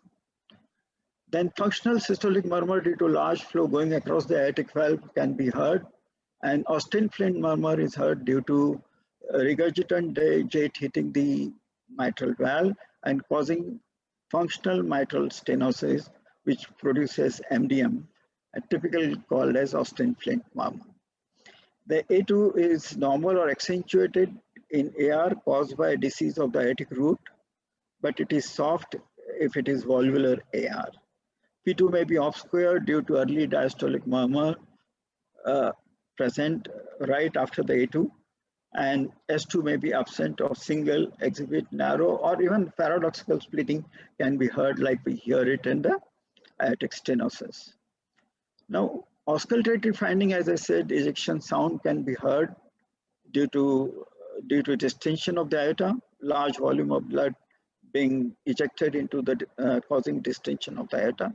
The third sound indicates that there is a left ventricular failure starting, and it's a good bad sign for patients of AR. Indicates severe AR. Even per se AR, large volume AR can cause S3. The auscultatory feature of AR are intensified by strenuous and sustained hand grip, which augments the systemic vascular resistance. Then peripheral signs, several peripheral signs are mentioned, but typically water hammer pulse, head bobbing. Hill sign is no longer considered as sign of severe AR, because now it is considered as a sphygmomanotic measurement error or artifact. Durosus sign at the femoral level or Durosus murmur can be heard. Then there are several other signs like Muller sign, Corrigan sign of dancing carotid, and pistol shot sounds may be heard at the aortic area. When pulse is Bispherians, then AR is associated with AS. Then this pulse, Bispherians pulse, is best felt in the brachial or femoral artery, not in the carotid. The heart failure develops. As the heart failure develops, the pulse pressure becomes either normal or it becomes low in congestive heart failure with AR. Or other causes of associated aortic stenosis, mitral stenosis, and of course, systemic hypertension can cause low pulse pressure or normal pulse pressure. Severity of AR depends upon profound marked peripheral sign, large LV enlargement of X is down and out, S3 is there, long duration of diastolic murmur, Austin Flint murmur present, LVH is there, and radiological cardiomyopathy. Now, this condition AS and AR may be associated in a given patient. So clinical finding of AS will be noted in patients who have predominant lesion as AS along with AR. And if they have predominant AR, then predominant signs of AR will be noted. ECG is typically volume overload pattern, which is Q wave in V4, V5, V6 with upright T wave or even prominent T waves. In this patient, you can see the inverted U wave. This may occur due to left anterior descending artery ischemia in the territory of left anterior ischemia in the left anti-LAD territory. X-ray is typically left heart border, left ventricle is seen. Left heart border is like an enlarged left ventricle. Ascending aortic shadow may be seen on the right side. So again, echo evaluation is typically done on this patient, and no cardiac cath required unless you need to look at the coronary. Even coronary can be looked at with the CT scan. Normal coronary, the positive predictive value is almost 95%. So echo, if it shows Austin Flint murmur, can be correlated with presence of flutter on the AML, which is classically seen in patients with AR, jet hitting the AML, and color Doppler can show you whether this is mild or moderate. Then there are certain indirect criteria or semi-quantitative assessment on echo. One is width of the vena contracta at the minimal area, the narrowest end we should measure. If it is more than 6 millimeter, then it's severe AR, moderate 3 to 6 millimeter. But these are semi-quantitative. Pressure half time can also help. If it is less than 200, then it is suggestive of a severe AR, 200 to 500 moderate, and more than 500 it's mild. But when we there are quantitative assessment also possible on echo of the AR, but for that we need to measure regurgitation date width upon LVOT diameter. If it is more than 65%, it's severe, moderate 25 to 65%. Similarly, jet area upon LVOT, with this formula, we can derive a significance of the aortic stenosis, and severe will have more than 60% ratio. The effective regurgitant orifice area can be measured easily on the echo, and if the width is less than 0.3%,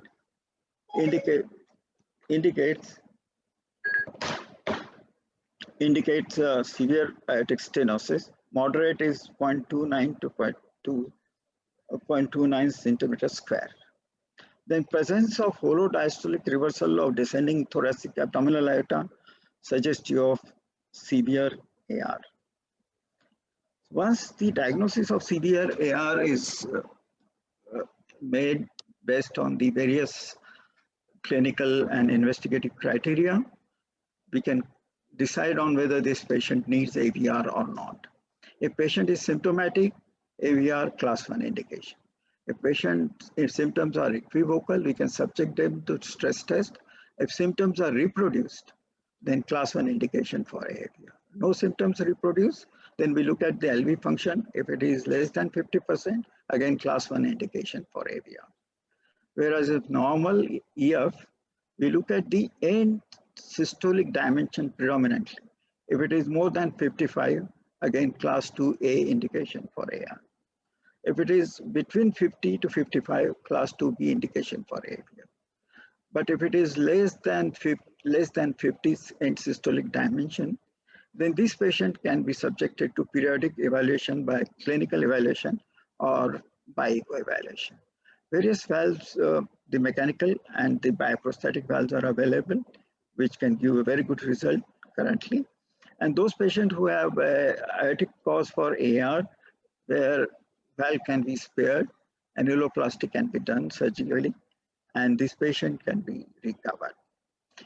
If those patients who are not suitable for surgical intervention, they will go on the medical therapy. Classical medical therapy is ACE inhibitor, digoxin, diuretic. Even ARB can be used, salt restriction, but beta blockers are classically contraindicated in these patients because it will prolong the diastole and that will increase the regurgitation. And avoid isometric exercises, and atrial fibrillation and bradycardia are very poorly tolerated by patients with AR. In-human studies are going on of TAVI being done, TAVI, possibility of TAVI in the severe AR. So all that we need is the size of the valve has to increase, and it has to hold because there is no much calcification. The valve has to hold in the position. So there is a definite the mechanism by which valve can hold on the surface of the, so something like struts in the stent may be put on the valve and that can hold the valve. That is being attempted, and there is a partial success on that. So it's still under investigation and research. So prognosis is death occurs after the angina develops within 4 years, and within 3 years if heart failure occurs. It is imperative to intervene this patient before irreversible LV dysfunction occurs. So going by LV end diastolic diameter less than 50, we should have very close follow-up with echo on this patient. As soon as it reaches the 50 or less than 50, close to 50, they should undergo for AVR. After the AVR, the long-term results reveal 80 to 90% 3-year survival, and preserved with a preserved LV function, and poor LV function 40 to 60% 3-year survival. And mortality rate of the AVR is 3 to 8%.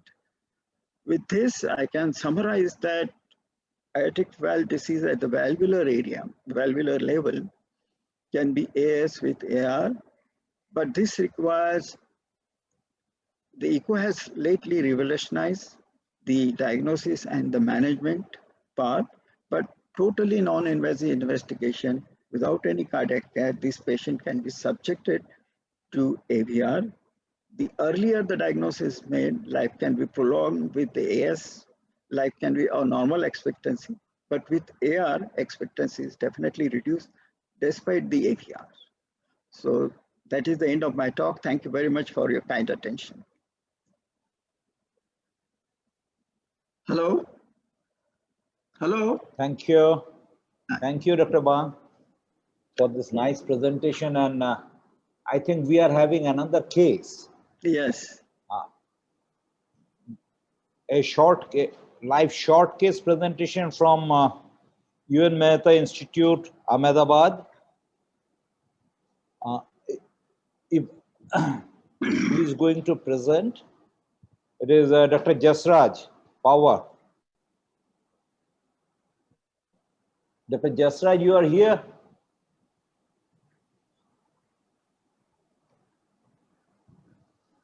Yes, they were here, Dr. Jasraj.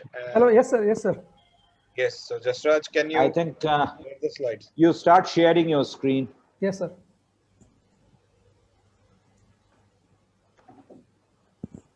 Share. Okay. Sir, can you see my screen, sir? Yeah, we can see your screen.